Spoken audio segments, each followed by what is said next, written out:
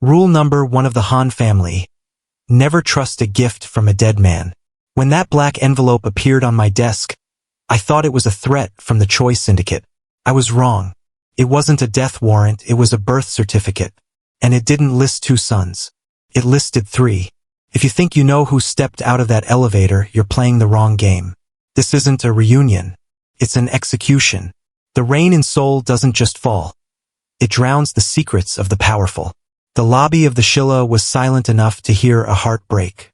I stood there, my hands still warm from the twins' trembling grip, watching a ghost walk toward me. He had my face. He had my stride. But when he stepped into the light, the amber fire in my eyes met a wall of frozen gray. He didn't say a word. He just held up a black envelope, the twin to the one sitting on my desk upstairs. In that second, the empire I'd built, the blood I'd spilled, and the woman I'd finally found again felt like a house of cards in a hurricane. I looked at Nia. Her face went pale, her eyes darting between us, searching for the man she knew in a sea of identical shadows. "Dune?" she whispered. Both of us turned. Both of us answered. "I'm right here, Nia." The nightmare didn't start 6 years ago in a hotel room in London. Started tonight, because for the first time in my life, the dragon wasn't the apex predator. I was the prey, and the man holding the pen to my life was me. Before we dive back into the fire and uncover the truth behind those gray eyes, I have to ask you, who do you think is really holding that second envelope? Is it a brother Dune never knew? Or is the past finally catching up to him in the worst way possible?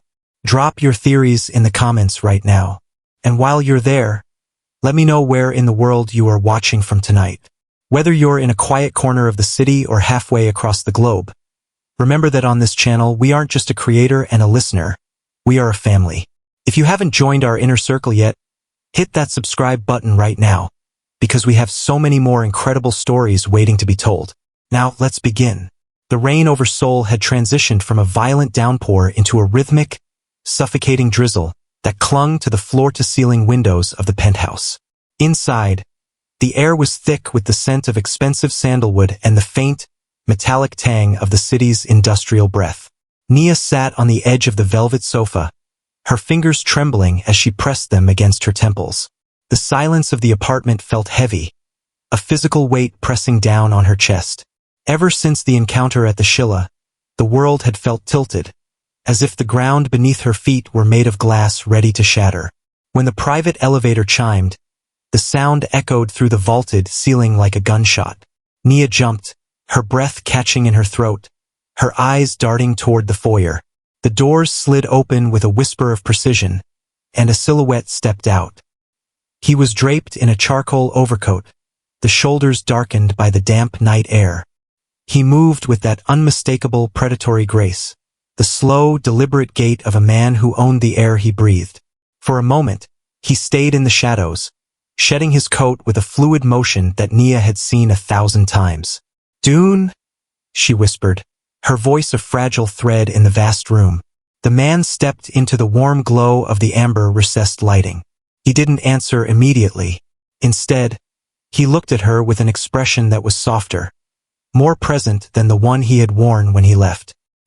He walked toward her, and as the light hit his face, the familiar lines of his jaw and the curve of his brow were perfectly in place. But it was the warmth in his gaze that caught her off guard. It wasn't the usual smoldering intensity of a warrior. It was the gentle light of a man returning home to his sanctuary. "I'm sorry I was gone so long," he said. His voice was a low, melodic baritone that vibrated in the small space between them. "The city is restless tonight, but it shouldn't have kept me from you." He reached out, his hand hovering near her face before his thumb lightly grazed her cheekbone. His skin was warm, startlingly so. Nia leaned into the touch, her eyes closing as a shuddering breath escaped her. The panic that had been clawing at her throat for hours began to recede, replaced by a strange, overwhelming sense of calm. "You look like you've been fighting ghosts," he murmured, his thumb tracing the line of her jaw. "But the ghosts are gone, Nia. I've made sure of it." She looked up at him, searching his eyes. In the dim light, the color seemed deep, almost shifting, but the cold gray she had feared seeing was nowhere to be found. He smiled. A small, tilted grin that reached his eyes, and for the first time in years, she felt the tension in her shoulders truly dissolve. "The girls," she said, her voice regaining some strength. "They wouldn't sleep. They kept asking when the dragon was coming home." "Then let's not keep them waiting," he replied. He didn't head toward his office to check the monitors or call Jinho for a status report. Instead, he moved toward the kitchen. Nia watched him, confused. Usually, Dune's return was marked by a flurry of subordinates and the sharp clicking of tablets. But this man moved with a domestic ease that felt both beautiful and hauntingly alien. He pulled a silk apron from the pantry, tying it over his dress shirt with practiced fingers. He began to move through the kitchen with a rhythm that was almost musical. He didn't ask where the ingredients were. He navigated the spice rack and the refrigerator as if he had built them himself. "What are you doing?" Nia asked, standing in the doorway. "The twins told me once that the food in the safe house tasted like gray cardboard," he said, chuckling softly as he began to dice fresh garlic with terrifyingly perfect precision. "I promised them that when we were back, I'd make them the jajangmyeon they saw in that storybook. The one with the extra caramel sauce and the hand-pulled noodles." Nia stood frozen. It was a tiny detail, a passing comment the twins had made weeks ago. Dune had been in the room, but he had been deep in a conversation with his lieutenants about shipping routes in Incheon. She hadn't thought he had heard a word of the children's chatter. Yet here he was, recreating a memory she didn't even know he had captured. As the aroma of toasted black bean paste and sautéed pork began to fill the penthouse, the twins appeared at the top of the stairs. Ayase and Arya stood in their matching silk pajamas, their eyes wide as they peered over the railing. They were hesitant, their small spirits still bruised by the chaos of the last few days. "Daddy," Arya called out, her voice tiny. The man in the kitchen turned, his face lighting up with a radiance that Nia found almost blinding. He knelt on the floor, opening his arms wide. "Who wants to help me with the noodles? I think I might have made too much sauce for just one person." The girls didn't run at first. They walked down the stairs slowly, their eyes fixed on his. But as they reached the bottom, he didn't bark an order or offer a stiff pat on the head. He gathered them both into a crushing embrace, lifting them into the air and spinning them until they giggled. A sound Nia hadn't heard since they were in London. "You smell like the rain," Ayase said, burying her face in his neck. "And you smell like chocolate and mischief," he countered, booping her nose. He set them on the high stools at the kitchen island, giving each a small task. He taught Arya how to stir the sauce without splashing, his large, scarred hand guiding her tiny one with a patience that felt divine. He showed Ayase how to plate the cucumber garnishes, praising her artistic eye with a sincerity that brought a flush of pride to the child's cheeks. Nia watched from the shadows of the living room, a cold shiver running down her spine despite the warmth of the kitchen. It was perfect. It was more than perfect. It was the version of Dune she had dreamed of during those 5 long years of hiding. It was the father she wanted for her daughters. But as he laughed, a deep, resonant sound that filled the hollow spaces of the apartment, she felt a flicker of unease. Dune was a man of shadows and sharp edges. He was a man who took what he wanted and broke what he didn't need. This man was a healer. He was attentive. He noticed the way Nia's hands still shook slightly, and without a word, he poured her a glass of her favorite vintage, placing it near her hand as he passed by to check the noodles. "Drink," he whispered as he passed. "You're safe now. I'm here." They sat down to dinner as a family. The twins talked incessantly, their fear forgotten in the face of this doting, attentive version of their father. He listened to every word, nodding at their stories about the scary man at the hotel as if he were hearing them for the first time, his expression one of deep, protective concern. "He won't ever come back, will he?" Arya asked, her lip trembling slightly as she looked at her bowl. The man reached across the table, taking her small hand in his. His grip was firm, a silent promise of absolute security. "No one will ever hurt you again. Not while I have breath in my lungs. You are the daughters of the dragon, and the world will learn to bow to you, not the other way around." After dinner, he insisted on putting them to bed himself. Usually, that was Nia's job while Dune retreated to his study to deal with the blood-soaked business of his empire. But tonight, he led them to their room, tucked them into their beds, and sat between them on the floor. Nia stood in the hallway, the door ajar, watching the scene. He began to tell them a story. Not a story of war or dragons, but a story about a little girl who found a star in a dark forest and carried it home to light her mother's way. His voice was a hypnotic murmur, lulling the children into a deep, peaceful sleep. When he finally emerged from the room, the lights in the hallway were dimmed. He saw Nia standing there, her arms crossed over her chest. He walked toward her, his silhouette dominating the narrow space. "They're finally at peace," he said softly. "You're different tonight," Nia said, her voice barely a whisper. He stepped closer, his presence enveloping her. He didn't pull away. He didn't look for an excuse to leave. He reached out and cupped her face with both hands, forcing her to look into his eyes.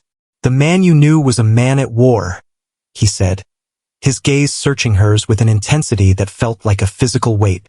"But seeing you again, seeing them, it changed something inside me.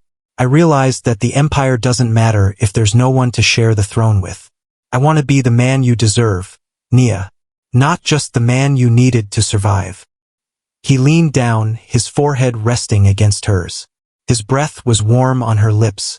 "In London, in that room, I told myself I would find you again. I told myself I would make it right. Tonight is the beginning of that." He kissed her then. It wasn't the desperate, jagged kiss of their reunion. It was slow, deep, and filled with a terrifyingly perfect tenderness. It was a kiss that promised a future, a kiss that felt like home. Nia let herself go. She leaned into him, her heart thudding against her ribs. For a few minutes, the world outside, the gray-eyed twin, the black envelopes, the looming war, all of it vanished. There was only this man, this warmth, and the feeling of finally being cherished. As they eventually pulled apart, he smiled at her. A gentle, reassuring look. "Go to sleep, Nia. I have a few things to finish in the study, but I'll be with you soon." He watched her walk to the master bedroom, his expression unreadable as she disappeared behind the door. The moment the latch clicked shut, the warmth in his face didn't just fade. It evaporated. He turned and walked toward the study, his gait shifting. The domestic ease was gone, replaced by a cold, mechanical efficiency. He entered the room and sat behind the heavy mahogany desk, the same desk where the real Han Dune had sat just hours before. He didn't look at the files on the Choi Syndicate. He didn't look at the security feeds. Instead, he pulled a small, silver kit from his pocket. He laid out a series of thin, medical-grade tools and a small vial of amber-colored liquid. With a steady hand, he picked up a pair of specialized contact lenses. He looked into the vanity mirror on the desk, his gray eyes reflecting the cold moonlight. Slowly, carefully, he placed the amber lenses over his pupils, hiding the gray beneath a mask of fire. He then picked up a small, vibrating tool with a needle-thin tip. He looked at his left hand, specifically at the webbing between his thumb and forefinger. On the desk lay a high-resolution photograph of the real Dune's hand, showing a faint, jagged scar from a knife wound sustained years ago in a back alley in Macau. With a chilling lack of emotion, he began to press the needle into his own flesh, mimicking the pattern of the scar with agonizing precision. He didn't flinch. He didn't blink. He watched the blood well up, a dark red smear against his pale skin, with the detached curiosity of a scientist. His phone buzzed on the desk. He answered it on the first ring, his voice returning to that perfect, baritone mimicry of his brother. "Is it done?" the voice on the other end asked, a voice that sounded like aged parchment and old blood. "The old dragon." "The children are asleep," the man replied, his eyes fixed on his reflection. "The woman is convinced. She thinks the dragon has finally grown a heart." "And the real one?" The man looked at the monitor, which showed a hidden cell in a location miles away. On the screen, the real Han Dune was strapped to a chair, his eyes wide with a mixture of rage and agony, his mouth covered by a heavy gag. "He's watching," the twin said, a small, cruel smile finally touching his lips. "He's watching me live his life. He's watching me love his woman. He's watching me raise his daughters. It's a much slower death than a bullet, father. Good, the old dragon whispered. Continue the play. By the time he manages to speak a single word, there won't be anyone left who recognizes his voice. The man hung up the phone and went back to his work. He wiped the blood from his hand, the new scar looking perfectly aged under his skilled hands.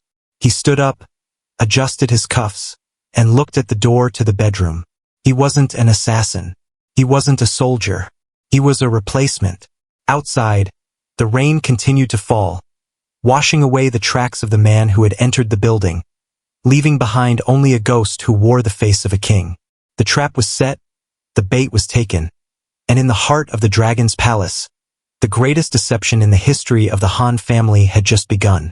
Nia was sleeping soundly, dreaming of a man who had finally changed for her, never realizing that the man she had kissed was the very person who had come to erase everything she loved.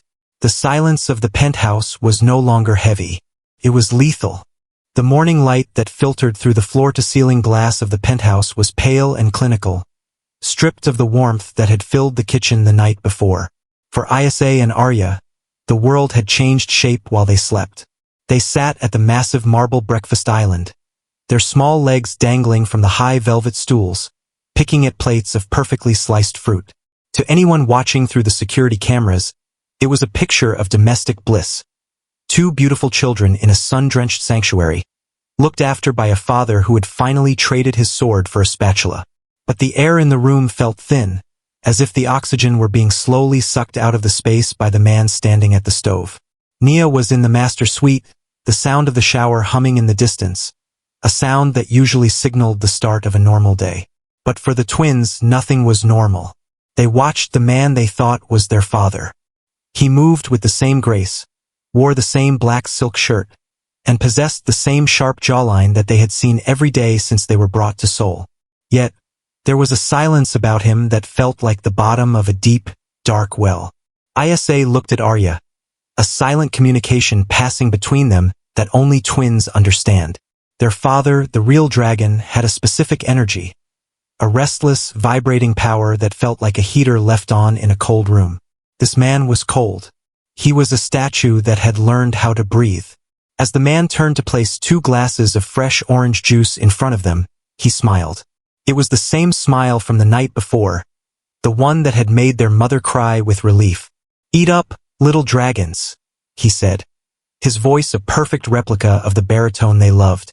"We have a big day. I thought we might go to the park later, just the 4 of us. No guards. No guns. Just family." Arya reached out, her small hand trembling slightly as she touched his sleeve. She remembered the car ride from the airport, the night the world had turned into a blur of rain and sirens. She remembered her father, the real Dune, reaching back from the front seat. He had looked at them with eyes that were terrified for them, but fierce for everyone else.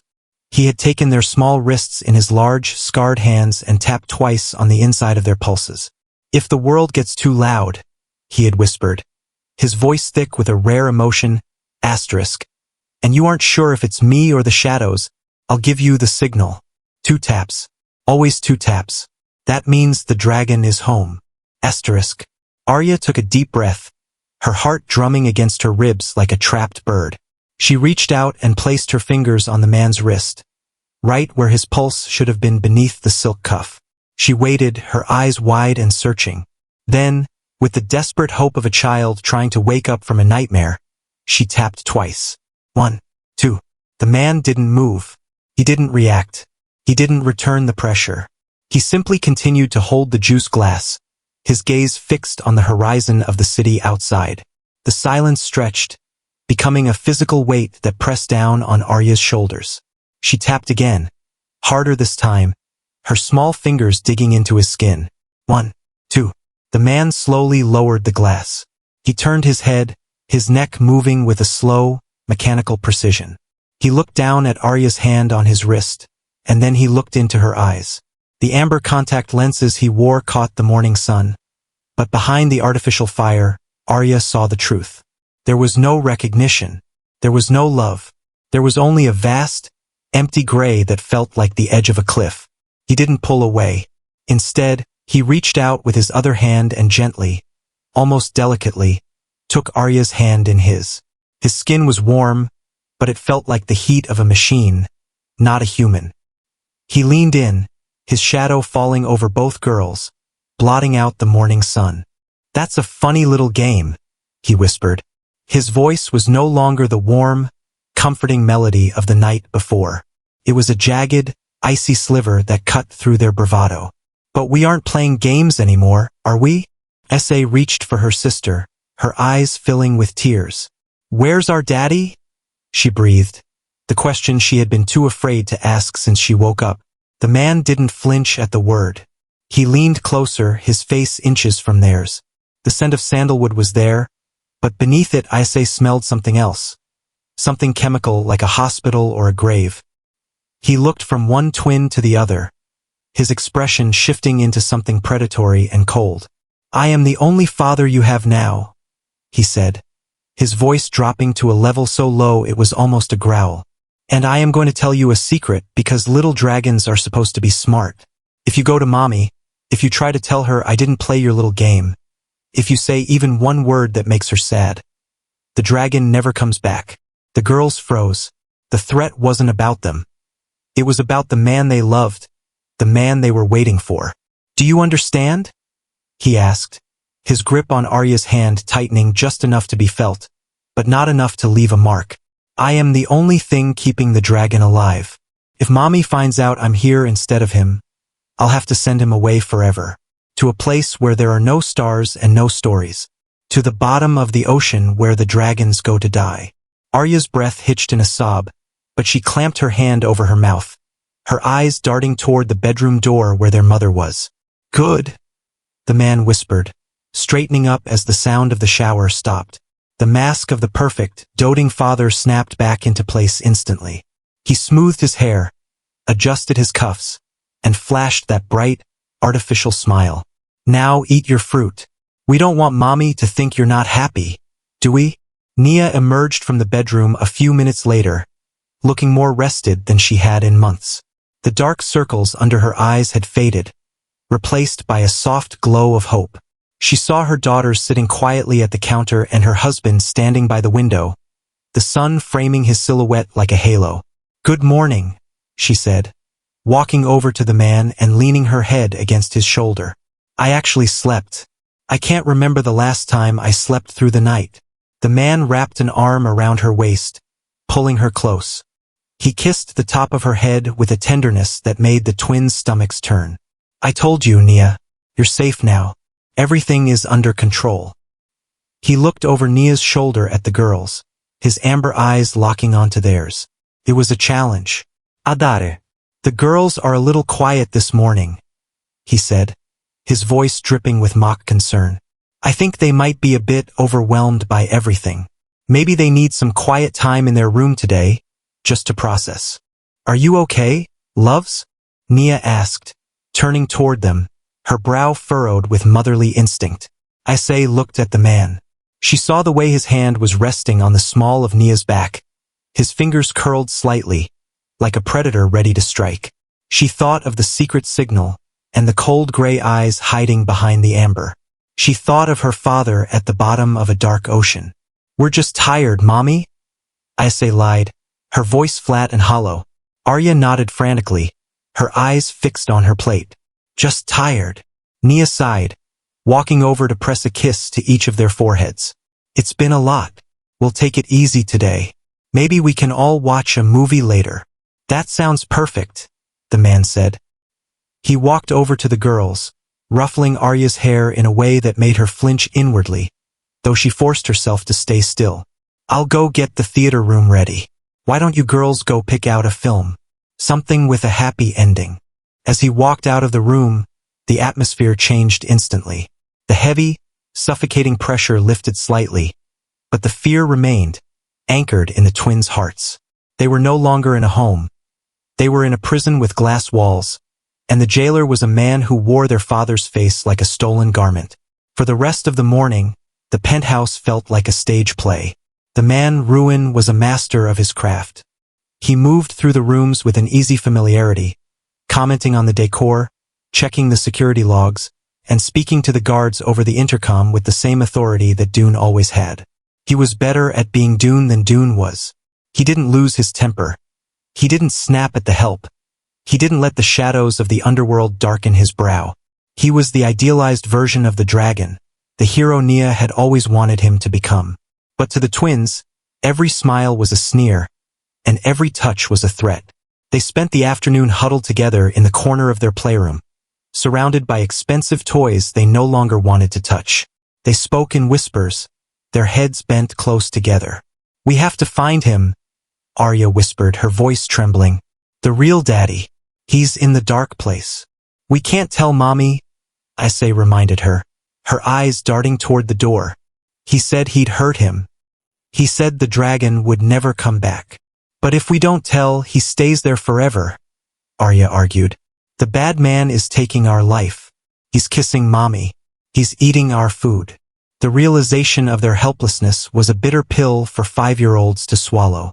They had always felt protected, shielded by the immense power of their father's name. Now that name had been stolen, and the power was being used against them. Suddenly, the door to the playroom swung open. Ruin stood there, silhouetted against the bright hallway. He didn't enter. He just leaned against the frame, watching them with a chilling, detached interest. He was holding a small silver tray with 2 glasses of milk. "Privacy is a luxury you haven't earned yet," he said softly. He walked into the room, his footsteps silent on the plush carpet. He set the milk down on their small activity table and sat in one of the tiny chairs, his long legs looking absurdly out of place. He picked up a stray plastic dragon from the floor, turning it over in his hands. "You know," he began, his voice conversational and light, "dragons are very interesting creatures. In the stories, they are always the strongest. But in reality, they are very easy to kill if you know where the soft spot is. Do you know where your father's soft spot is?" The girls stared at him, frozen in terror. "It's you," Ruin said, snapping the head off the plastic toy with a sickening crack. "And it's Nia. He spent his whole life building a fortress of bone and blood, and then he let 3 tiny people walk right through the front gate. That was his mistake. He got soft. He got sentimental." He leaned forward, his face inches from Issei's. "I don't have a soft spot. I wasn't raised in a palace. I was raised in a cage. And when you grow up in a cage, you learn that the only thing that matters is the key. Right now, I have the key to your father's cage. And I have the key to this house." He stood up, towering over them once more. "Stay in here. If I see you whispering again, I'll assume you're planning to tell Mommy a secret. And we both know what happens then." He left the room, closing the door behind him. The lock clicked, a soft, final sound that echoed like a death knell. Hours passed. The sun began to set over Seoul, painting the sky in bruises of purple and orange. Inside the penthouse, the family gathered in the theater room. Ruin sat in the center of the oversized couch, Nia tucked into his side, her hand resting on his chest. The twins sat on the floor at their feet, as far away as they could get without looking suspicious. The movie was a bright, colorful animation about a family of adventurers, but the twins couldn't see the screen through the haze of their fear. They were hyper-aware of every movement Ruin made. They watched the way his eyes never truly relaxed, even when he laughed at the screen. They watched the way his hand occasionally tightened on Nia's shoulder, a possessive, territorial gesture that made their skin crawl. Nia was oblivious. She was laughing, sharing popcorn with the man she thought was her husband, occasionally leaning over to whisper something in his ear. To her, this was the beginning of their happily ever after. To her, the war was over. As the movie reached its climax, a scene where the hero finally returns home to save his family, Arya couldn't take it anymore. A small sob escaped her, a sound of pure, unadulterated grief. Nia was instantly alert. "Arya? Baby, what's wrong?" She reached down to pick her daughter up, but Ruin was faster. He scooped the child into his arms, his movements fluid and practiced. "She's just tired, Nia. It's been a long day for them. I'll take them to bed. You stay here and finish the movie. I know you wanted to see how it ends." "Are you sure?" Nia asked, her eyes searching Arya's tear-stained face. "She looks really upset." "I've got her," Ruin said, his voice a soothing balm. He turned Arya away from her mother, his face hidden from Nia's view. As he walked toward the door, he leaned down and whispered into the little girl's ear, his breath cold against her cheek. "One more tear, Arya, and I'll make sure he feels it. Do you want your daddy to hurt?" Arya went limp in his arms, her sobbing stopping instantly, replaced by a dull, wide-eyed stare. She didn't look at her mother as they were carried out of the room. She didn't look at the toys in the hallway. She looked only at the amber eyes of the monster who was wearing her father's skin. He put them to bed with a cold efficiency, tucking the blankets so tight they felt like cocoons. He didn't tell a story tonight. He just stood in the doorway, his silhouette a jagged shadow against the light of the hall. "The dragon is watching you," he said, his voice a final warning. "And so am I." He closed the door, and the twins were left in the suffocating darkness of their room. They lay perfectly still, too afraid even to reach for each other's hands. They were prisoners in the sky, trapped in a palace of glass and silk, guarded by a man who was their father's shadow. Outside, the city of Seoul hummed with life, millions of people moving through the streets, unaware that the king of the underworld had been replaced by a ghost. And in the master bedroom, Nia waited for her husband, unaware that she was inviting a killer into her bed. The broken code wasn't just a signal that failed. It was the moment the twins realized that the dragon didn't just have enemies in the streets. He had an enemy in his own mirror. And for the first time in their lives, they were completely, utterly alone. As the hours ticked toward midnight, Isa finally found the courage to whisper into the dark. "Arya, yeah, we have to be brave. Like the story. But the dragon is gone," Arya whispered back, a single tear escaping and soaking into her pillow. "No," Isa said, her voice small but firm. "He's not gone. He's just waiting. We have to be his eyes. We have to watch the bad man until the real dragon finds the door." In the silence of the night, two 5-year-old girls became the only resistance against an empire of lies. They were silent, they were terrified, but they were no longer just victims. They were the only ones who knew the truth, and in the world of the dragon, truth was the only weapon left. Meanwhile, in the study, Ruin sat staring at the black envelope. He opened it, pulling out a single piece of paper. It wasn't a message. It was a list of names. And at the very top of that list, written in the old dragon's elegant, lethal script, was the name, Nia Lauren. A slow, cruel smile spread across Ruin's face. He picked up a pen and drew a single, clean line through the name.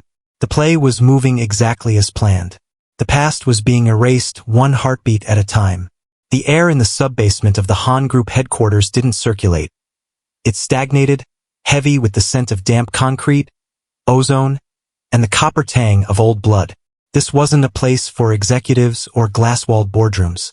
This was the Dragon's Belly, a reinforced bunker 4 levels below the street where the city's screams were swallowed by 3 feet of lead-lined steel. Han Du-yoon, the real Dune, was strapped to a heavy industrial chair in the center of the room.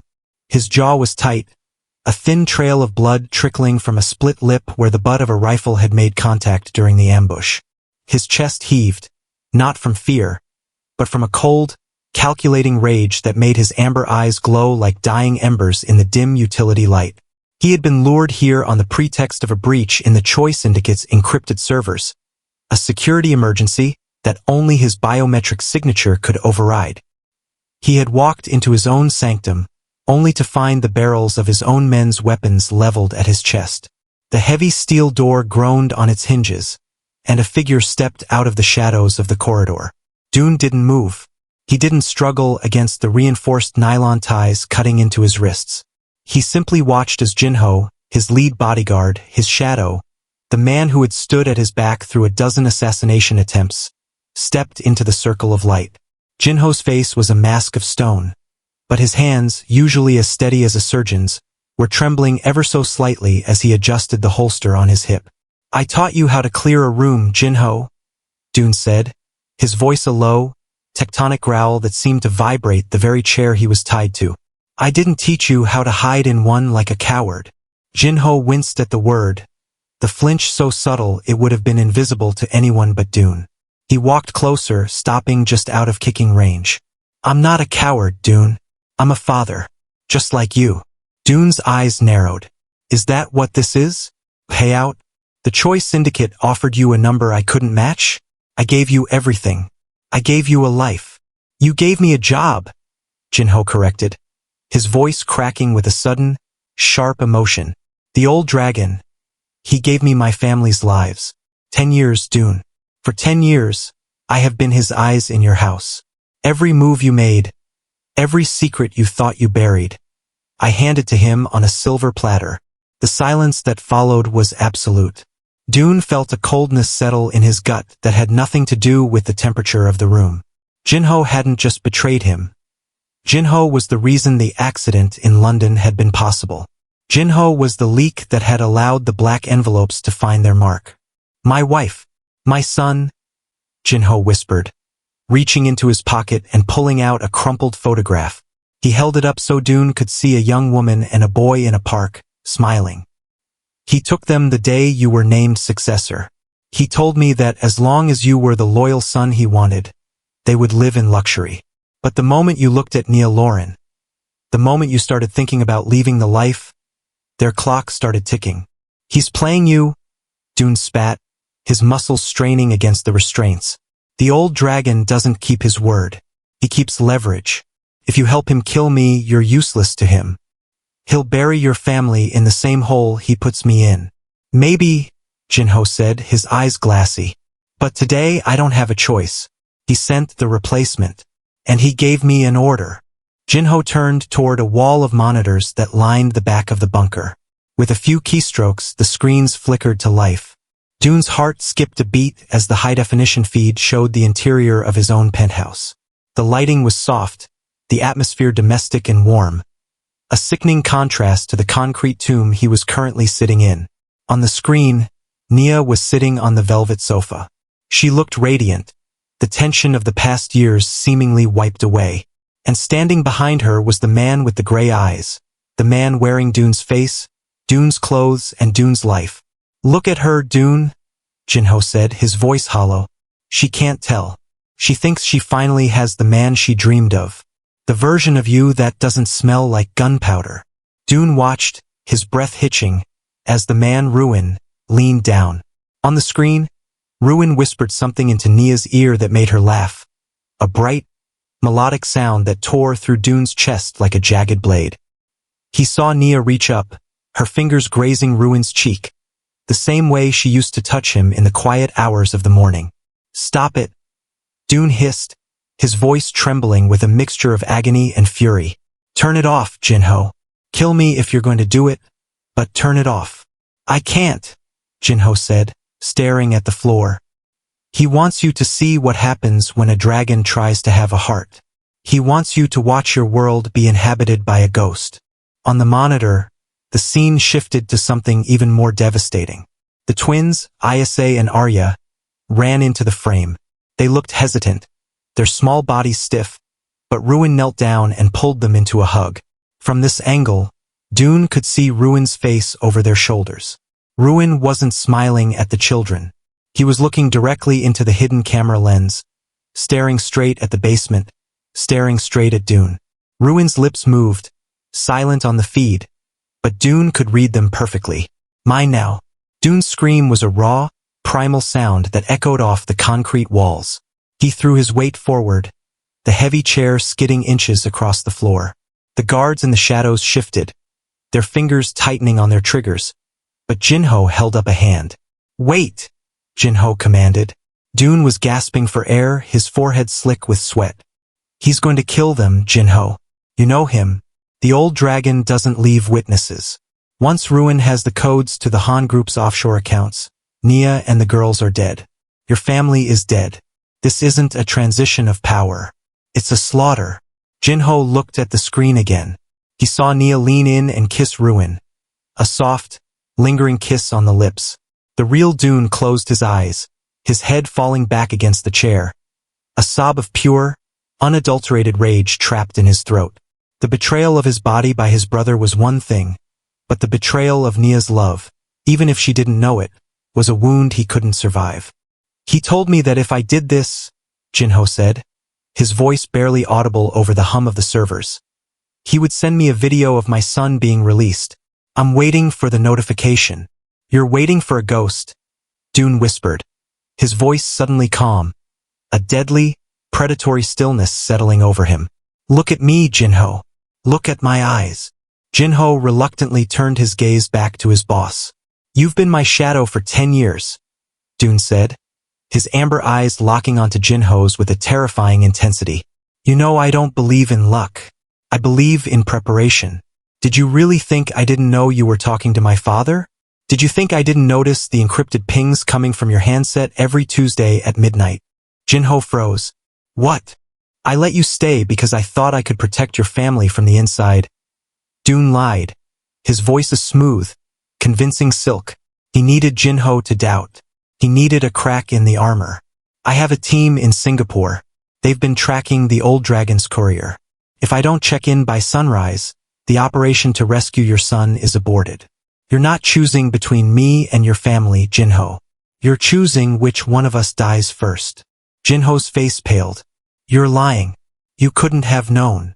Check your private secure drop, Jinho, Dune said, nodding toward the terminal. The folder labeled White Lily.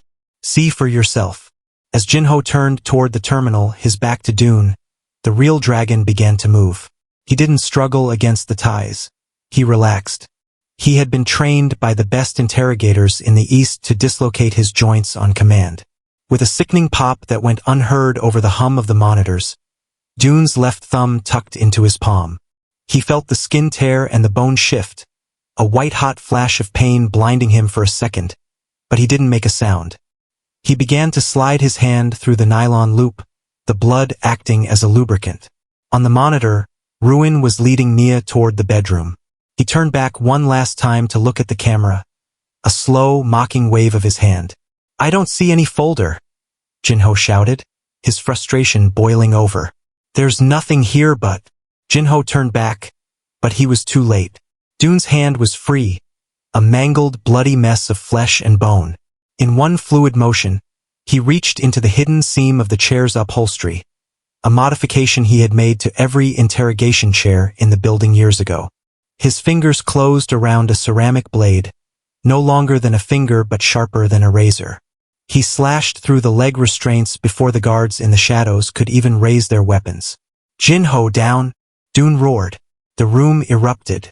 The guards opened fire, the muzzles flashing in the darkness. Dune dived behind the heavy marble desk in the corner, the ceramic blade tucked into his palm. He wasn't the Dragon of Seoul because of his money or his name. He was the dragon because when the lights went out, he was the most dangerous thing in the room. Jinho stood in the center of the crossfire, paralyzed by the sudden collapse of his reality. Dune, is he alive? Is my son alive? Dune didn't answer. He lunged from behind the desk, a shadow among shadows. He moved with a speed that shouldn't have been possible for a man who had just been tortured. He caught the first guard under the chin, the ceramic blade sliding into the soft tissue with a sickening squelch. He used the man's body as a shield, grabbing his sidearm and firing 3 shots in rapid succession. 3 guards fell. The room went silent, save for the heavy breathing of the 2 men left standing. Dune stood up, his shirt soaked in blood, some his, mostly not. He looked at the monitor. The penthouse was quiet. The bedroom door was closed. He looked at Jinho, who was holding his head in his hands, his gun lying forgotten on the floor. The folder was a lie, wasn't it? Jinho asked, his voice broken. Yes, Dune said, his voice as cold as the concrete. But the threat to your family is real. My father has them, Jinho, and he has mine. The only way any of them breathe again is if we stop that man upstairs. Dune walked over to the monitors. He stared at the closed bedroom door on the screen. The rage he felt was no longer a hot, blinding thing. It had crystallized into a sharp, freezing clarity. His brother was upstairs, touching the woman he loved, playing with the children he had bled for. He picked up a discarded radio from one of the fallen guards. He didn't call for backup. He didn't call the police. He tuned it to the private frequency of the penthouse's internal intercom. He pressed the button. He didn't say Nia's name. He didn't scream. He just whispered for words, his voice a promise of the carnage to come. "I'm coming for you." Upstairs, on the silent monitor, Dune saw the bedroom door crack open. Ruin stepped out into the hallway, his head cocking to the side as he heard the static-filled whisper from the wall unit. For the first time, the smirk vanished from Ruin's face. The basement was no longer a trap. It was a launching pad. The dragon was out of his cage, and he was no longer interested in death. He was interested in extinction. "Jinho," Dune said, not looking back as he headed for the service elevator. "Pick up your gun. We're going home." The fog in London 6 years ago didn't just drift. It haunted. It was a thick, silver shroud that swallowed the streetlights of Park Lane and turned the grand entrance of the Hyatt into a ghostly monolith. Inside, the air was different, pressurized, smelling of expensive lilies and the faint, ozone scent of a storm about to break. For years, the story of room 4002 had been a simple one. A woman suffering a panic attack, a man poisoned and dying, and a chance encounter that rewrote their destinies. But memory is a flickering candle, and when you change the angle of the light, the shadows reveal a different truth entirely. Nia Lauren hadn't been wandering the halls of the 40th floor by accident. In the true version of that night, the one buried in the encrypted archives of the Han family, Nia was moving with a purpose she didn't fully understand, her mind clouded by a strange, metallic lethargy. She remembered the fire alarm, a distant, rhythmic pulsing, and the way the golden wallpaper of the hallway seemed to breathe. But she didn't remember the woman walking 5 paces behind her. This woman didn't just resemble Nia. She was a biological echo. She wore a sharp, charcoal gray trench coat that bled into the shadows of the alcoves. Her hair was pulled back into a clinical, tight bun, and her eyes, though the same shape as Nia's, held the cold, vacant stare of a high-altitude predator. As Nia stumbled near the door of room 4002, her breath hitching in the onset of a panic attack, the woman in gray didn't offer help. She reached out with a gloved hand and pressed a small, pressurized device against the small of Nia's back. A sharp hiss, a momentary sting, and the world tilted. Nia's knees buckled. Her hand caught the brass handle of the door, which had been left unlocked by a clumsy maid who had been paid 6 months' salary to forget her keys. The woman in gray leaned in close, her voice a chilling mirror of Nia's own pitch. "Go inside, number 7, the woman whispered, her breath smelling of nothing but mint and sterile air. "Save the dragon. It's what you were grown for." With a firm, calculated shove, the woman pushed Nia into the darkened suite. The heavy mahogany door clicked shut, locking from the outside with a sound that was final, like a lid closing on a coffin. Inside the room, the air was thick with the scent of jasmine and the copper tang of blood. Han Du-yoon was slumped against the far wall, his face pale, his veins standing out like black ink beneath his skin. He had been poisoned by his own father's tea, a neurotoxin designed to paralyze his heart, while leaving his mind wide awake to witness his own end. He was a dying god in a silk suit, but the plan hadn't been for a simple assassination. The old dragon didn't believe in waste. If his son was to die, he would die producing something useful. If he was to live, he would be anchored to a variable the family could control. Hidden behind a two-way mirror in the adjoining suite, a team of technicians in white lab coats watched the thermal feed. They weren't soldiers. They were geneticists. At the center of the room stood the old dragon himself, his silhouette sharp against the glow of the monitors. He watched as Nia crawled toward the bed, her fingers trembling as she reached for the man who was supposed to be her executioner. "Vital signs are peaking," a technician murmured, his fingers dancing across a keyboard. "Subject 7's phenomenal output is a 99% match for the override sequence. The dragon's heart rate is stabilizing. The anchor is holding." The old dragon leaned forward, his eyes reflecting the amber heat of the thermal scan. "She doesn't know what she is?" "No, sir," the lead scientist replied. "The amnesiac block is total. She believes she is Nia Lauren, a girl from the South with a history of anxiety. She believes her panic attack drove her into this room. She believes she is a victim of chance. Good, the old dragon whispered. Chance is the most convincing lie we have. Let them bond in the dark. Let the dragon think he found a miracle in the middle of a massacre. He will fight harder to protect a miracle than he ever would to protect an empire. This was the London paradox. The wrong room was the only room Nia was ever meant to be in. She wasn't an innocent variable who accidentally saved a king. She was a high-tech biological contingency, part of the Chrysalis Project, a decades-long genetic program run by the Han family to breed the perfect companions for their bloodline. Companions who could stabilize the volatile, high-functioning sociopathy that ran in the Han DNA. The twins, Isa and Arya, weren't just a surprise. They were the goal. They were the first generation of a new dynasty, born from a curated union that the world thought was a romance, but the Han family knew was a harvest. As Nia sat on the floor of room 4002 6 years ago, holding the hand of a dying Dune and whispering words of comfort she didn't know she possessed, the woman in the charcoal coat stood in the hallway outside. She pulled a burner phone from her pocket and dialed a number that didn't exist on any public registry. "The seed is planted," the woman said, her voice devoid of any sisterly warmth. "The dragon has taken the bait. Proceed to phase 2, the exile." The woman looked at the door one last time. For a split second, a flicker of something human crossed her face. A shadow of grief, or perhaps envy.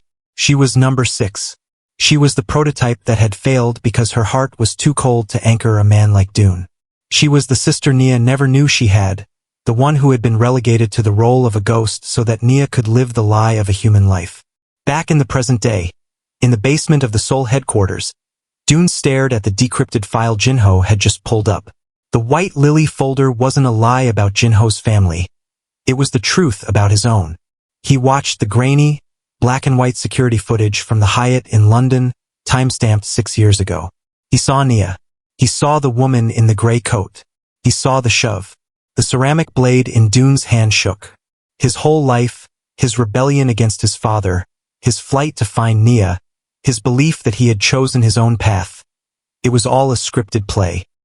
He hadn't rescued Nia from the streets. He had been delivered to her in a cage of his father's making. "She's one of them," Jinho whispered, his voice trembling as he watched the footage. "Dune, she isn't just a girl from London. She's a weapon, a biological anchor. Your father didn't just give you a brother. He grew you a wife." Dune's amber eyes fixed on the screen where the woman in gray was walking away from the door. She had Nia's face. She had Nia's height. She was the mirror Nia didn't know existed. "No," Dune said, his voice a low, terrifying vibration. "Nia doesn't know. If she knew, she wouldn't have looked at me like I was her sun and her moon. She's a victim of this more than I am." "But the twins," Jinho argued. "If they are part of this project, then Ruin isn't just there to replace you. He's there to reclaim the assets." Dune looked at his mangled hand, the blood now drying into a dark crust. The physical pain was nothing compared to the psychological vertigo of realizing his children were assets in a ledger he hadn't known existed. He thought of the way Nia had looked at him that morning, her eyes full of a trust that was now the most dangerous thing in the world. If Ruin was number 2 and he was number 1, who was the woman in gray? And how many more of them were hiding in the shadows of his life? The London paradox was simple. You cannot escape a trap if you believe the trap is your sanctuary.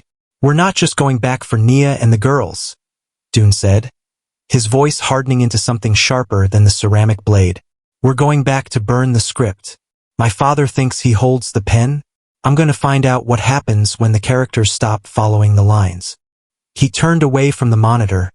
The image of the woman in gray burned into his retinas. The past was no longer a memory. It was a crime scene. And as the elevator began to rise toward the penthouse, the dragon wasn't just fighting for his family anymore. He was fighting for the right to be a man, and not just a masterpiece of genetic engineering. The storm outside the Seoul headquarters broke then, a flash of lightning illuminating the city in a cold, unforgiving white. In the penthouse, Nia woke up from a dream of London, a dream of a woman in a gray coat pushing her into the dark. She sat up, her heart racing, and looked at the man sleeping beside her, the man she thought was her husband. For the first time, She noticed the way his breathing was perfectly timed, like a metronome. It wasn't the ragged, human rhythm of the man she loved. It was the sound of a machine waiting for a command. She looked at her own hands in the moonlight. Who am I? The thought whispered in the back of her mind, a seed of doubt planted 6 years ago finally beginning to bloom. Am I the girl who wandered into a room, or am I the girl who was made for it? The answer was waiting in the hallway, where the real dragon was ascending, ready to tear the world apart to find the truth. The morning after the film, the penthouse was bathed in a deceptive, golden tranquility. The city of Seoul sprawled out beneath the floor-to-ceiling windows like a circuit board, humming with a life that felt 1,000,000 miles away from the silent, pressurized atmosphere of the Han residence. Nia sat at the breakfast nook, the sunlight catching the steam rising from her cup. She felt a strange, lingering fog in her mind, a residue of the London paradox she didn't yet understand, but her body was on high alert. The instinct that had kept her alive in the shadows for 5 years was screaming, even as her heart tried to lull her back to sleep. Across the marble island, the man she believed was her husband was reading a digital tablet. He looked perfect. His hair was impeccably styled. His black silk shirt sat flawlessly against his shoulders, and the amber glow of his eyes seemed to radiate a newfound peace. He looked like the version of Han Du-yoon she had prayed for, a man who had finally laid down his burden. "You're staring, Nia," he said, his voice a low, melodic vibration that usually made her skin tingle. He didn't look up from the screen, but a small, charming smile played on his lips. "Is there something on my face? Or am I just that much better looking in the morning light?" Nia forced a soft laugh, tucked a strand of hair behind her ear, and took a sip of her tea. "I'm just not used to seeing you so still. Usually, by this time, you've fired 3 people and broken at least 1 phone." "I told you," he murmured, finally looking up. The amber lenses he wore were a masterpiece, mimicking the depth and fire of the real dragon's gaze. "I'm making a choice to be here, truly here, with you." He reached out for his coffee cup. It was a mundane, everyday movement, but as his fingers closed around the porcelain handle, Nia's heart performed a sickening somersault. He picked up the cup with his right hand. He didn't just pick it up. He used it with a fluid, dominant grace. He lifted the cup, blew on the steam, and took a sip, his right thumb hooked comfortably over the rim. The world seemed to tilt on its axis. Nia felt the blood drain from her face, her extremities turning to ice. Han Du-yoon was left-handed. It was a detail so ingrained in their life that she had stopped noticing it. He wore his watch on his right wrist. He reached for her with his left. When he wrote, his pen tilted in that specific, awkward angle of a southpaw. Most importantly, the scar on his left hand, the jagged mark from Macau, was the hand he used for everything of importance. She looked down at his left hand resting on the table. The scar was there. It was perfect. The jagged lines, the slightly raised tissue, the way it puckered near the knuckle. But the hand was idle. It was a prop. The man sitting across from her was an impostor. Her first instinct was to scream, to throw the hot tea into his face and run for the twins. But as she looked at him, she saw the cold, mechanical stillness behind his eyes. This wasn't just a man. It was a predator who had studied his prey until he could wear its skin. If she screamed, she wouldn't make it to the hallway. If she ran, she would be dead before she hit the elevator. "Play along," her survival instinct whispered. Asterisk if he thinks you know, you're dead. If he thinks you're fooled, you have a chance. Asterisk. Nia took a slow, measured breath, forcing her lungs to expand even as her chest felt like it was being crushed by a hydraulic press. She reached out and placed her hand over his idle left hand, feeling the skin. Felt real. Felt warm. But there was no pulse of recognition in the touch. "I forgot to ask," she said, her voice remarkably steady despite the roar of blood in her ears. "Did you ever find that black envelope? The one from the lobby?" The man's eyes didn't flicker. He didn't miss a beat. He set the coffee cup down, again with his right hand, and laced his fingers together. "It was nothing, Nia. Just a disgruntled associate trying to make a scene. I had Jinho dispose of it. We don't need those ghosts in this house." Jinho. If this man was here and Jinho had disposed of the threat, then Jinho was either dead or he was the one who had opened the gate. The realization that their most trusted protector was gone made the penthouse feel less like a sanctuary and more like a glass coffin. "I'm glad," Nia said, forced a smile that didn't reach her eyes. "I'm going to go check on the girls. They were a bit restless last night." "Of course," Ruin said, his voice dripping with synthetic warmth. "Take your time. I have a few calls to make." Nia stood up, her legs feeling like lead. She walked out of the kitchen, her back tingling with the sensation of his eyes following her. She didn't look back. She made it to the girls' room and slipped inside, closing the door and locking it with a trembling hand. Ayase and Arya were sitting on the floor, their breakfast untouched. They looked up as she entered, and the look in their eyes confirmed her worst fears. They didn't look like children. They looked like soldiers in a foxhole. They knew. They had known before she did. "Mommy," Arya whispered, her voice a tiny, fractured sound.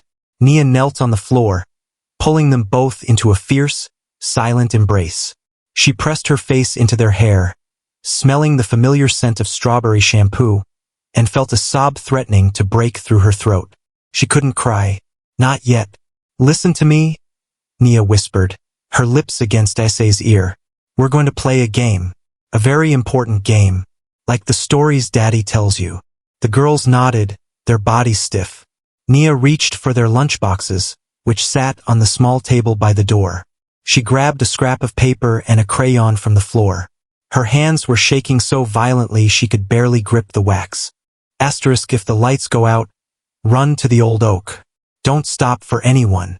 Not even me. Wait for the real dragon. Asterisk. She folded the notes into tiny squares and slipped one into each of the girls' sandwich containers, hidden beneath the bread. The old oak wasn't a tree. It was the code name for a small, reinforced panic room built into the foundation of the building's courtyard. A place Dune had shown her once, just in case.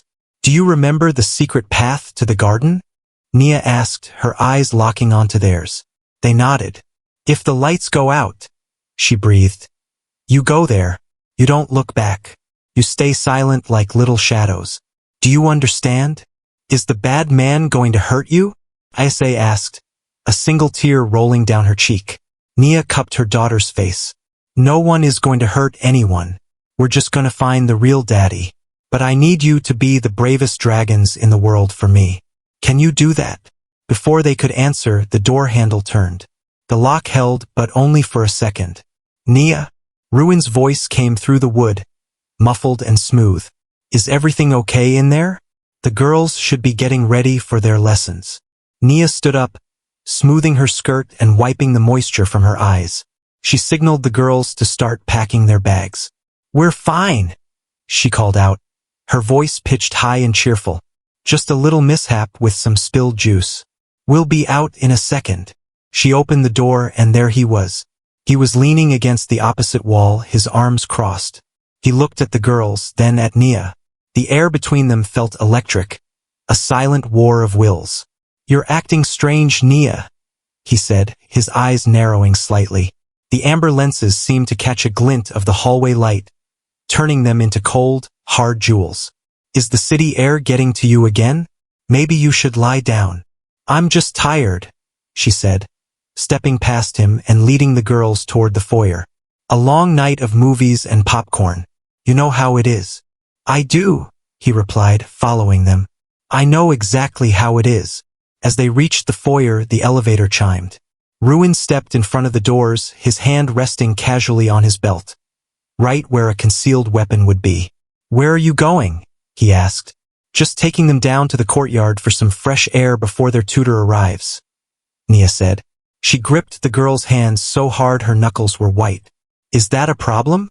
Ruin stared at her for a long beat. The silence stretched until it was unbearable. Then he stepped aside, his smile returning like a mask being snapped back into place. "No problem at all. Just be back in 20 minutes. I've scheduled a family lunch. I'm making something special." Nia entered the elevator with the girls. As the doors began to slide shut, she saw Ruin standing in the hallway. He wasn't waving. He wasn't smiling anymore. He was just watching, his right hand, the dominant hand, resting on the doorframe. The elevator began its descent. Nia slumped against the mirrored wall, her breath coming in ragged gasps. She looked at her daughters. They were holding their lunchboxes like shields. "Mommy," Arya whispered. The man's eyes. "They're not the right color. Not inside." "I know, baby," Nia said, her voice hardening. "I know." She looked at the floor indicator. Asterisk 40, 30, 20, asterisk. She had 20 minutes. 20 minutes to find a way out or a way to fight back. She thought of the London paradox, the idea that she was grown for this. If she was a weapon, it was time to find the trigger. As the doors opened onto the ground floor, Nia didn't head for the main exit where the guards were. She headed for the service corridor, pulling the twins into the shadows. The hunt had begun, but the predator didn't realize that the anchor had finally cut the line. The silence in the sub-basement of the Han headquarters was the kind of silence that preceded a landslide, heavy, breathless, and laden with the scent of impending ruin. Han Du-yoon, the man the world knew as the Dragon, sat motionless in the center of the concrete tomb. The high-definition monitors on the wall continued to flicker, broadcasting the slow-motion theft of his life. He watched the man who wore his face lean in toward Nia, saw the casual, right-handed grace with which the impostor navigated the penthouse, and felt a cold, crystalline clarity settle over his soul. The rage that had been a roaring fire moments ago had refined itself into a surgical instrument. He looked down at his left hand. The nylon restraints were industrial-grade, reinforced with a high-tensile wire core that laughed at raw strength. They were designed to hold a man of his build, a man of his power. But the architects of this trap had forgotten one thing. A dragon would rather tear off its own wings than live in a cage. Dune closed his eyes, drawing a long, jagged breath into lungs that felt like they were filled with crushed glass. He visualized the anatomy of his own hand, the intricate web of small bones, the ligaments that anchored his strength. He didn't hesitate. With a sudden, violent jerk of his wrist against the immovable steel of the chair's armrest, he applied a lateral pressure that defied nature. The sound was sickening, a sharp, wet crack that echoed off the damp concrete walls like a gunshot. White-hot agony erupted from his thumb, a blinding supernova of pain that threatened to plunge him into unconsciousness. His vision fractured, the gray room spinning into a kaleidoscope of nausea. He didn't scream. He bit into his lower lip until the copper tang of his own blood filled his mouth, using the new pain to anchor his mind against the old. His left thumb now hung at an impossible, grotesque angle, the joint completely pulverized. He didn't stop to breathe, gritting his teeth until his jaw felt like it might shatter. He began to thread his mangled hand through the narrow loop of the restraint. The jagged edges of the broken bone scraped against the nylon, and the skin tore, hot blood acting as a gruesome lubricant. Every millimeter of movement felt like a lifetime of torture, but slowly the hand slid through. The restraint fell away, clicking against the floor. Dune slumped forward, his chest heaving, his left arm hanging uselessly at his side. He didn't allow himself more than 5 seconds of recovery. Using his right hand, he fumbled for the release on his legs, his fingers slippery with his own gore. When the last strap fell away, he collapsed to the floor, his knees hitting the cold concrete with a dull thud. He stayed there for a beat, a wounded predator gathering the remnants of his strength, before forcing himself to stand.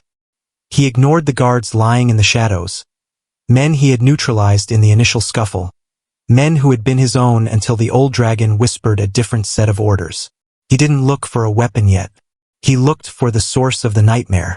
On the heavy mahogany desk that served as the bunker's nerve center lay the original black envelope. It was identical to the one Ruin had held in the lobby, matte finish, heavy cardstock, sealed with the embossed wax crest of the Han family. What slid out was a single, yellowed sheet of archival parchment, a birth certificate from a private clinic in Macau, dated 31 years ago. Dune's eyes scanned the elegant, cursive script, searching for his own name, for Ruin's name. But as he read the section marked Live Births, the world didn't just tilt, it vanished. Subject 1A, Han Du-yoon. Subject 1B, Han Ruin. Subject 1C, Han Vesper. The word triplets was stamped in red ink at the bottom of the page, nearly obscured by a sprawling signature he recognized all too well, the old dragon's mark. Dune felt a phantom coldness sweep through the room. There wasn't just one brother. There wasn't just a replacement and an original. There was a third player, a shadow within a shadow. He thought back to the London paradox, the woman in the gray coat who had pushed Nia into room 4002. He had assumed she was a genetic echo, a prototype of the Chrysalis Project. But the birth certificate suggested something far more intimate and far more lethal. Vesper. The name sounded like a dying breath. If Ruin was the blade and he was the shield, what was Vesper? He looked back at the monitors, his eyes frantically searching the penthouse feeds. He saw Ruin in the kitchen, saw Nia in the hallway, saw the twins in their room. Everything looked as it had moments ago. But now, every shadow in the corner of the screen felt like a threat. Every blind spot in the camera's range felt like a hiding place for the third sibling. Triplets? A voice croaked from the floor. Dune spun around, his right hand instinctively reaching for a discarded sidearm on the desk. It was Jinho. The bodyguard was propped up against a server rack, a dark stain spreading across his shoulder where a stray bullet had found him during Dune's escape. His face was the color of ash, but his eyes were fixed on the paper in Dune's hand. "You knew?"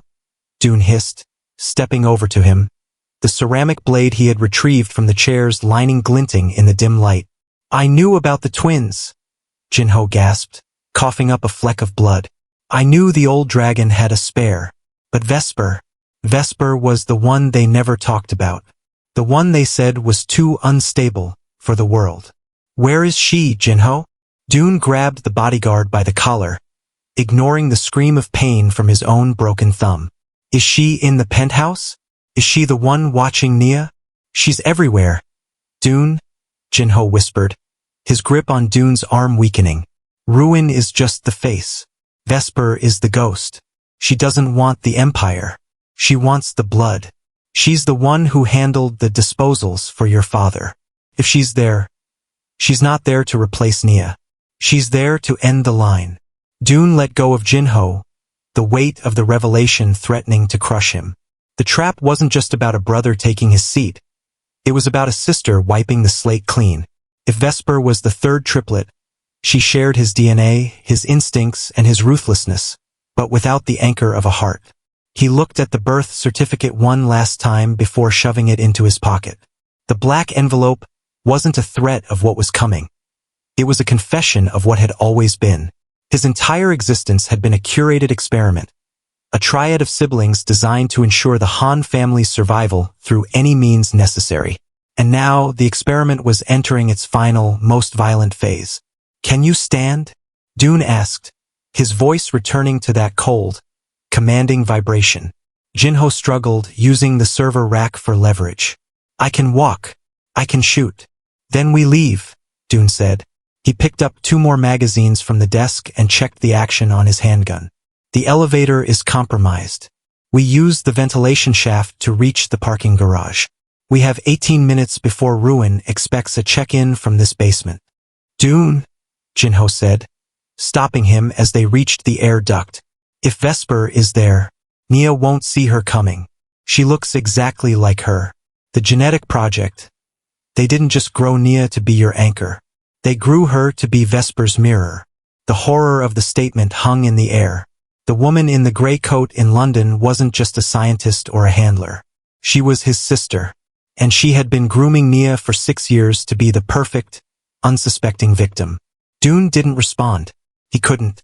If he allowed himself to feel the full weight of the betrayal, he would never make it out of the basement. He kicked the grate off the ventilation shaft, the metal clattering against the floor. He pulled himself up with his right arm, the pain in his left hand now a dull, throbbing background noise to the singular purpose driving him forward.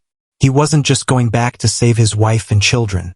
He was going back to face the 2 people who shared his blood and his face, but none of his soul. The dragon was no longer fighting a war of syndicates or territories. He was fighting a war of identity. As they crawled through the narrow, dark shafts of the building, the sound of the city's traffic humming above them, Dune felt the ceramic blade pressed against his thigh.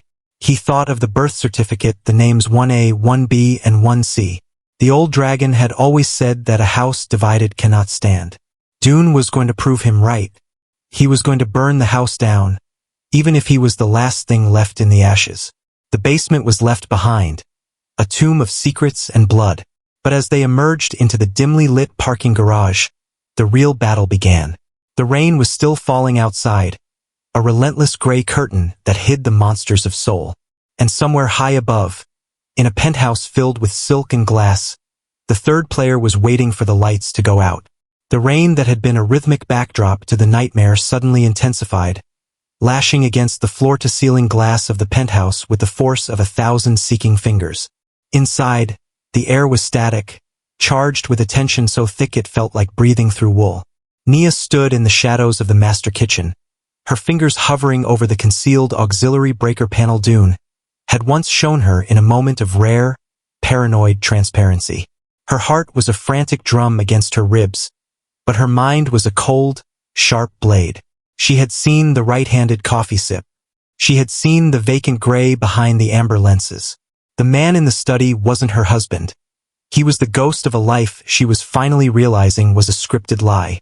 With a sharp, decisive click, Nia threw the master kill switch. The transition was violent. 1 second, the penthouse was a golden palace of silk and light. The next, it was a cavern of absolute, suffocating ink. The hum of the climate control died, replaced by the sudden, haunting roar of the wind against the glass. Nia didn't wait for her eyes to adjust. She knew this floor plan better than she knew her own reflection. She moved with the silent, desperate grace of a mother whose children were the only thing left in a burning world. She reached the twins' room in 3 seconds. She didn't call their names. She simply reached into the darkness and felt 2 small, trembling bodies huddle against her legs. They didn't scream.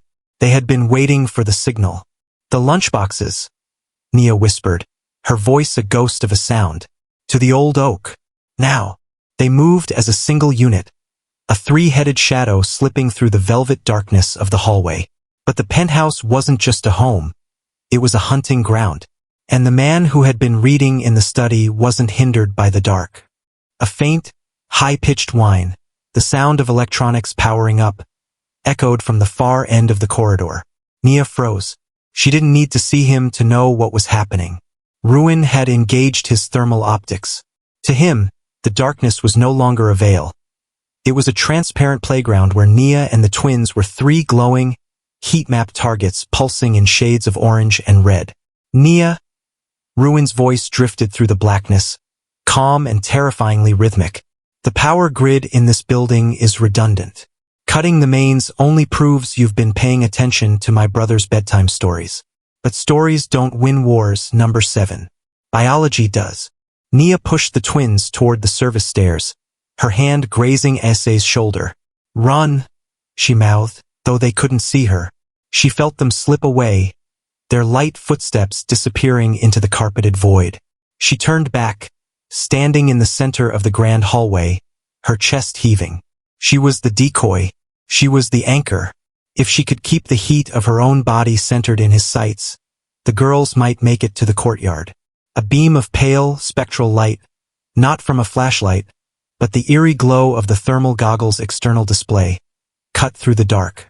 Ruin was moving with a slow, mechanical precision. He didn't run, he stalked.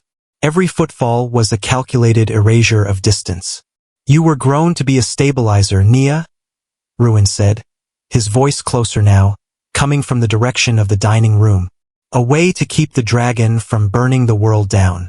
But a stabilizer is useless when the dragon is already dead. You're holding onto a ghost." Nia grabbed a heavy glass vase from a side table, her fingers slipping on the cold crystal. She hurled it toward the sound of his voice. It shattered against a marble pillar with a sound like a gunshot, but Ruin didn't even flinch. He was 5 feet away now. She could smell the sandalwood and the cold, metallic scent of his equipment. The real Dune wouldn't have used his right hand. Nia spat into the dark, her voice trembling with a mixture of terror and defiance.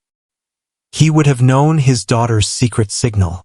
"You're a masterpiece of a man, Ruin, but you're a failure as a human." The silence that followed was heavy with a sudden, sharp malice. Then, a hand, cold, strong, and devoid of hesitation, clamped around Nia's throat.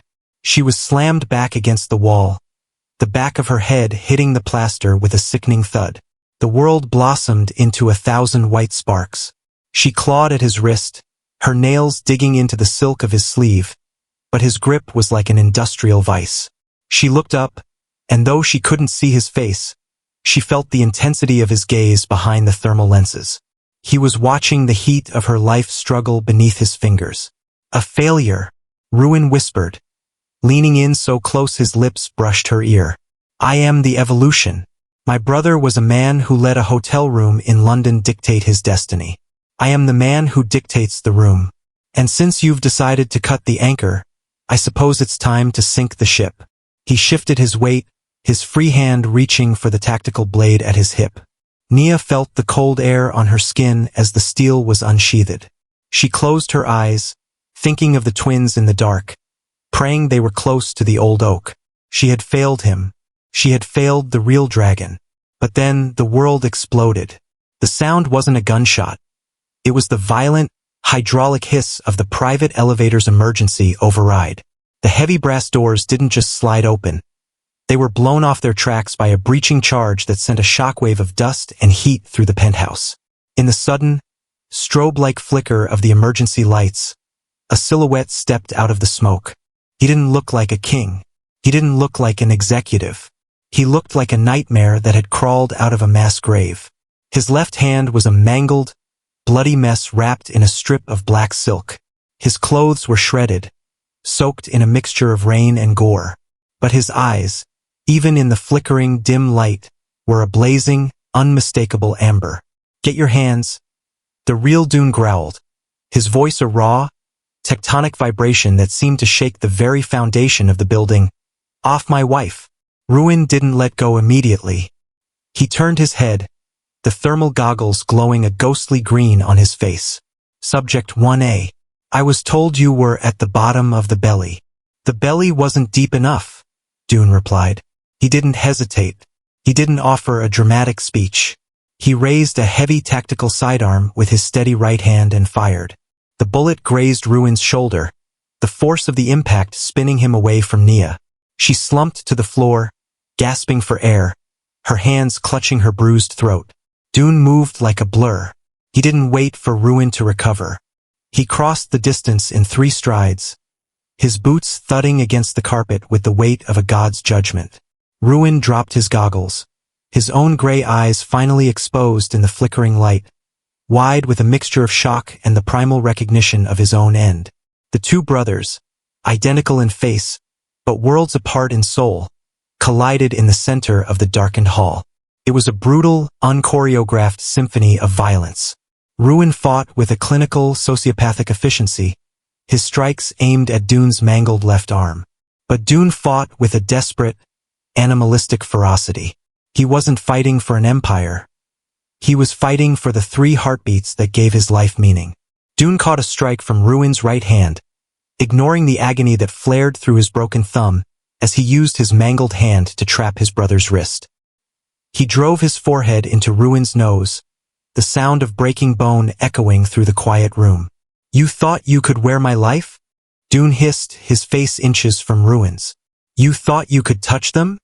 He threw Ruin toward the glass wall, the impostor crashing against the reinforced pane. The glass didn't break, but the sound was like a thunderclap. Ruin scrambled to his feet, reaching for his fallen blade, but Dune was already there, pinning him against the window. Nia watched from the floor, her vision blurring. She saw 2 identical men silhouetted against the storm outside, their movements a mirror image of rage and survival. For a second, as the emergency lights flickered out again, she couldn't tell who was who. Dune! She screamed, her voice cracking. Both men turned their heads. In that split second of distraction, Ruin lunged. He drove his shoulder into Dune's chest, sending them both tumbling over the back of the velvet sofa and into the darkness of the living area. The sound of their struggle, the heavy thuds, the ragged breathing, the clatter of steel on marble, was the only thing that broke the silence of the blackout. Nia scrambled toward the hallway, her hands searching for the twins. She found them huddled by the service door, their eyes wide with a terror that no 5-year-old should ever know. Go, Nia whispered, pushing them toward the stairs. Go to the old oak. I'll find you. But Daddy, Isa started. Go, Nia commanded, her voice a whip crack of motherly authority. As the twins disappeared down the stairs, Nia turned back to the darkness of the living room. The struggle had moved toward the balcony doors. A flash of lightning illuminated the scene. One man held the other by the throat, their bodies pressed against the railing 40 stories above the street. A shot rang out, a sharp, muffled crack. One of the men stumbled back, clutching his side. The other moved forward, his silhouette towering in the rain that was now pouring through a shattered pane. Nia, the man in the rain called out. His voice was strained, heavy with pain. It's over. Nia stood frozen in the center of the room. The man walking toward her had the amber eyes. He had the scar on his left hand. He had the voice that had haunted her dreams for 6 years. But as he stepped into the faint, dying glow of a backup light, she saw him reach out to her with his right hand. She looked at the floor. The ceramic blade was lying in a pool of blood. She looked at the railing, where the other man had disappeared into the dark. Dune, she whispered, her voice trembling. It's me, Nia, he said, walking closer, his hand reaching for her face. I promise, it's me. But as his hand touched her cheek, Nia didn't feel the warmth of the dragon. She felt the cold, rhythmic precision of a machine. She looked down at his wrist, the wrist she had tapped twice that morning. There was no double tap. There was only the sound of the rain. Where are the girls, Nia? The man asked, his smile a perfect, terrifying mask. We need to find them, before the others arrive. Nia's blood turned to ice. She looked past him toward the elevator, where a second silhouette was slowly rising from the floor, clutching a mangled, bloody left hand. The nightmare hadn't ended. It had just multiplied. The storm outside had finally breached the sanctuary. Rain lashed through the shattered balcony door, spraying a cold, misty shroud over the darkened living room. The emergency lights flickered with a dying, rhythmic pulse, casting long, strobing shadows of 2 identical men who seemed to be wrestling with their own reflections. It was a brutal, primitive display of violence. A collision of 2 stars born from the same dark matter, now determined to extinguish one another. Nia stood paralyzed near the corridor, her breath coming in ragged, shallow hitches. Her throat throbbed where Ruin's fingers had left their mark, a physical reminder of the predator she had mistaken for her husband. The twins were gone, spirited away toward the old oak. But she was anchored here, caught in the gravity of a war she didn't fully understand. Her foot brushed against something cold and heavy on the plush carpet. She looked down. It was the tactical sidearm Ruin had dropped during the initial struggle. Without thinking, she knelt and scooped it up. The weight of the cold steel in her hands felt alien, yet strangely familiar, as if some dormant part of the London paradox, the number 7 she was supposed to be, was waking up and recognizing the tool of her trade. She raised the weapon, her hands shaking so violently the barrel traced erratic circles in the air. Stop! She screamed, her voice tearing through the roar of the wind and the wet thud of fists. Both of you! Stop right now! The 2 men froze.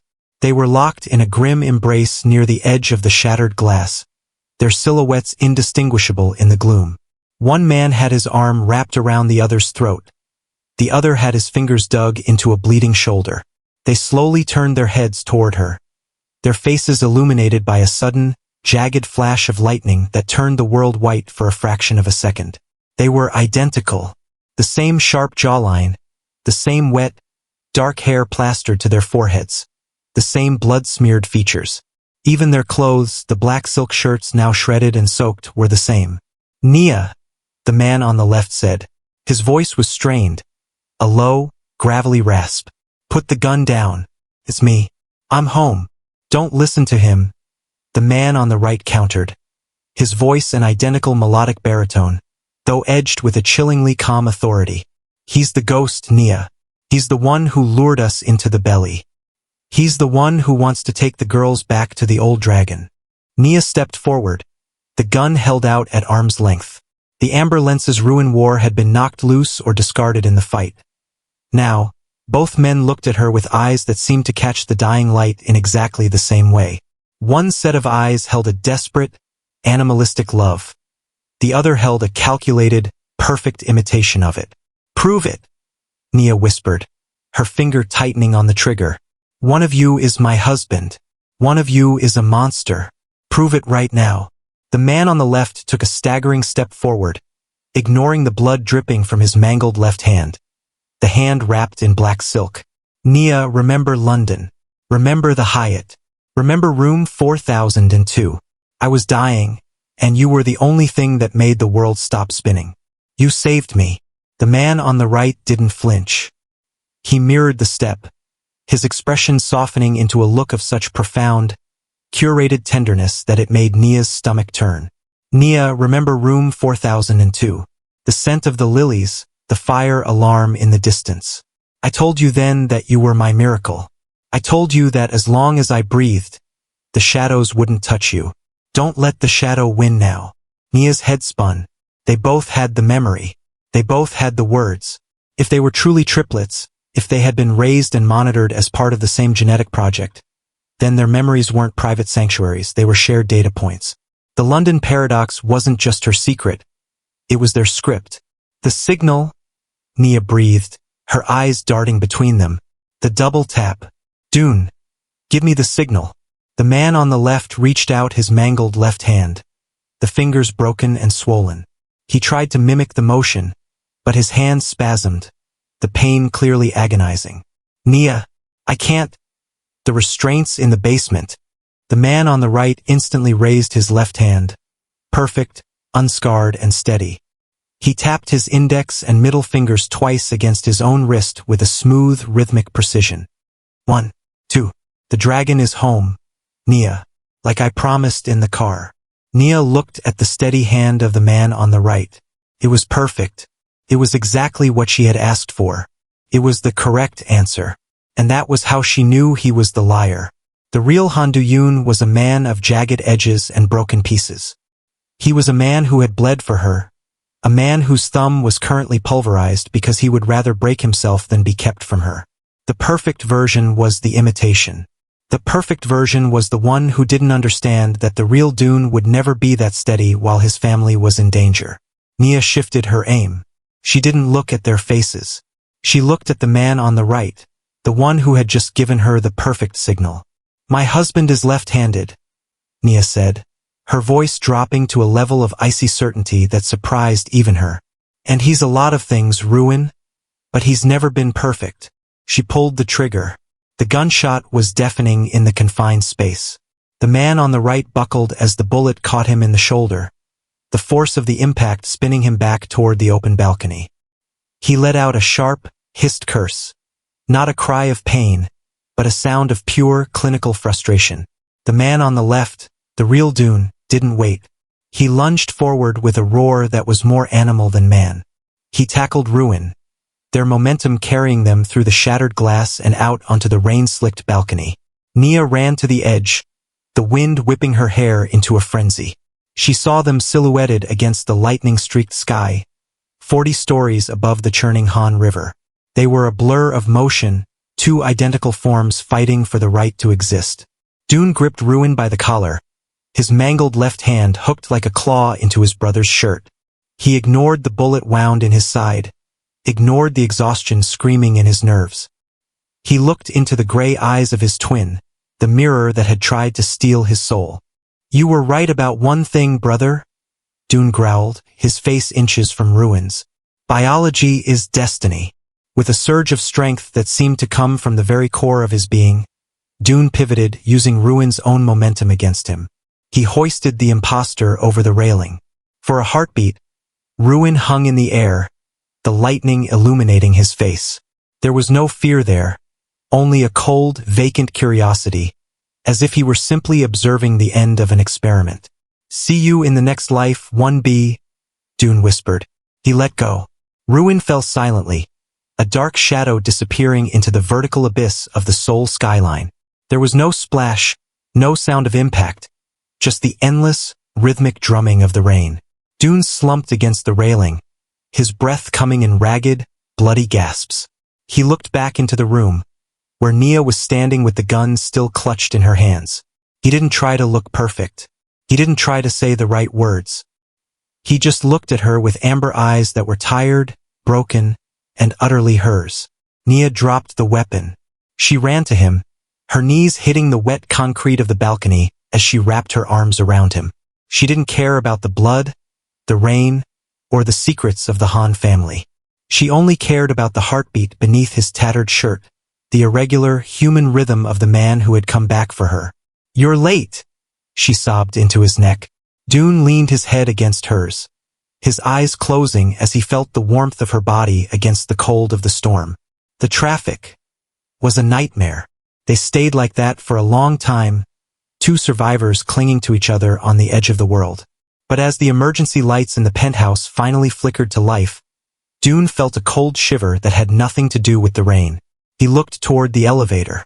The doors were still open, the smoke from the breaching charge clearing. Jinho was gone, and on the floor of the hallway, directly in front of the twins' bedroom, sat a third black envelope. It hadn't been there a minute ago. Dune pulled Nia closer, his eyes scanning the shadows of the room. The brother was gone, but the sister, the ghost they called Vesper, was still in the house. And as a soft, melodic hum began to echo through the intercom system, a lullaby Nia recognized from her own childhood, the dragon realized the fight wasn't over.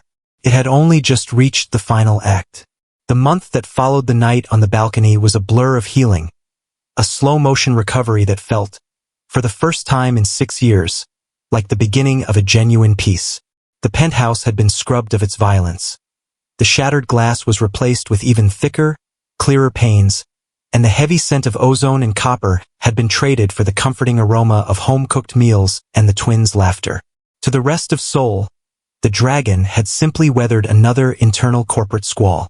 To Nia, it was the victory she had prayed for in the rain-slicked streets of London. Han Dune, her Dune, was different now. He was softer, more present.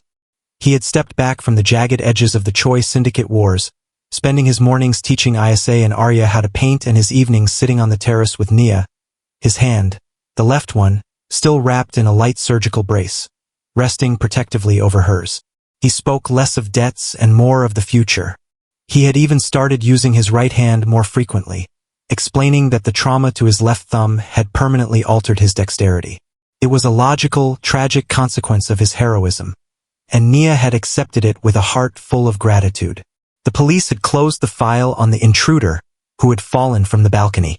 With no body recovered from the churning, rain-swollen Han River, the official report listed him as presumed deceased. The threat of ruin, the gray-eyed ghost, had seemingly washed away with the storm. But the silence of a house is never truly empty.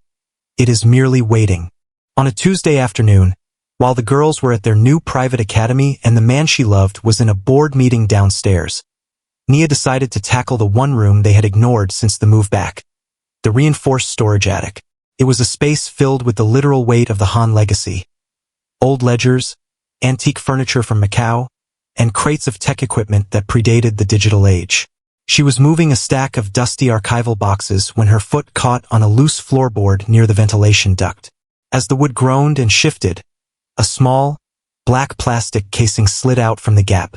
It was a micro SD card, its gold teeth glinting in the dim light of the attic's single bulb. Nia frowned, picking it up. It was labeled with a series of tiny, handwritten numbers, 04-02B. Curiosity, that old, dangerous spark that had led her into room 4002 so many years ago, flared in her chest. She took the card down to the study, her footsteps echoing in the quiet apartment. She slid the card into the side of the heavy mahogany desk's terminal, the same desk where the black envelope had once sat, and waited for the file to mount. There was only one video file on the card. The timestamp was 30 days old. Nia pressed play. The footage was grainy, captured from a hidden, wide-angle nanny cam, tucked into the corner of the master bathroom. The date on the screen was the night of the blackout, the night of the fight. Nia watched, her breath hitching, as a man entered the frame. He was drenched, his black silk shirt clinging to his frame. He looked exhausted, his chest heaving. It was the moment after the struggle on the balcony, the moment she had been ushered into the hallway to find the girls. The man in the video didn't go to the girls. He didn't look for Nia. He walked to the bathroom sink and turned on the harsh, fluorescent vanity lights. He reached into his pocket and pulled out a small, vibrating tool, a professional-grade tattooing needle. Beside it, he laid out a high-resolution photograph of a hand. A left hand. Nia felt the world go cold. She leaned closer to the screen, her fingers gripping the edge of the desk until her knuckles turned white. In the video, the man looked into the mirror. For a fleeting second, the camera caught his eyes. They weren't amber. They were a flat, stony gray, the color of a winter sky over a graveyard. With a chilling, mechanical steadiness, the man began to work. He didn't flinch as the needle pierced his skin. He watched the photograph, then watched his own flesh, meticulously recreating the jagged, puckered scar that Han Du-yoon had carried since Macau. He traced the lines with the precision of an artist, wiping away the blood with a sterile cloth. His face a mask of absolute void-like calm. When he was finished, he took a small vial from his kit. He tilted his head back and dropped a liquid into each eye. Slowly, the gray iris began to swirl, the chemical reaction turning the stone into fire, the flat gray into a brilliant, deceptive amber. The man in the video stood up, adjusted his cuffs, and practiced a smile in the mirror. It was a warm smile, a doting smile, the smile of a man who had just saved his family.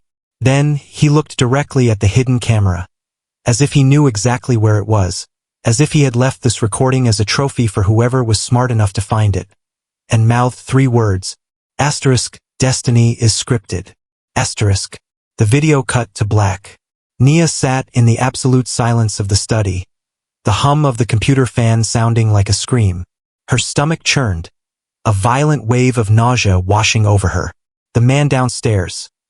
The man who had tucked her daughters into bed for 30 nights. The man she had let back into her heart. Nia. The voice came from the bottom of the stairs, echoing up through the vaulted ceiling. It was that low, melodic baritone she had grown to crave. Nia's hand flew to her mouth to stifle a cry. She frantically ejected the card, shoving it into the pocket of her jeans as she stood up. She tried to steady her breathing, to find the number 7 inside her, the version of herself that could survive a predator. "I'm up here," she called back, her voice cracking slightly. She cleared her throat and tried again, forcing a lightness she didn't feel. Just cleaning the attic, Dune." She walked to the top of the stairs and looked down. He was standing in the foyer, silhouetted against the bright light of the afternoon sun. He looked perfect. He was wearing a soft cashmere sweater, his sleeves pushed back to reveal the tattooed scar on his left hand. He held a bag of groceries in his right arm. "Dinner's almost ready," he said, looking up at her. He smiled, that small, tilted grin that had always reached his eyes. "The girls are asking for their favorite story. I told them we'd wait for you." For a split second, as the sun shifted behind a cloud and the shadows lengthened across the foyer, the light hit his face at a sharp, unforgiving angle. The amber fire in his eyes flickered. It didn't just fade. It vanished. For one heartbeat, Nia didn't see her husband. She saw the cold, stony gray of a man who had never known a miracle. She saw the ghost who had fallen from the balcony and climbed back up through the front door. The gray eyes locked onto hers, holding her gaze with a terrifying, predatory intensity. Then, as quickly as it had happened, the amber returned, warm and inviting. "Are you coming down, Nia?" he asked. His voice hadn't changed, but the question felt like a threat. Nia looked at the man at the bottom of the stairs. She thought of the twins already at the table. She thought of the real Dune, somewhere in the dark or somewhere in the river. She realized that the old oak wasn't far enough. The London paradox wasn't a memory. It was the trap she was still sitting in. She forced her feet to move. She forced her face to soften. She began to walk down the stairs, one step at a time, toward the monster who was wearing her life. "I'm coming," she whispered. The dragon thought he was the king of the board.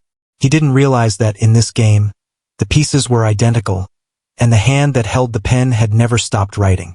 That was a chilling cliffhanger. The tension in that attic scene was palpable, The realization that the happily ever after was actually a perfectly executed infiltration is exactly the kind of high-stakes drama your audience craves. Here is the polished conclusion to your script, incorporating the call to action and the community-building elements you requested. Nia's realization was just the beginning. She found the tape. She knows the man calling her for dinner isn't the man she loves. But she's trapped 40 stories up with a predator who wears her husband's face. Asterisk asterisk. And who is the Dune waking up in that facility in the Alps?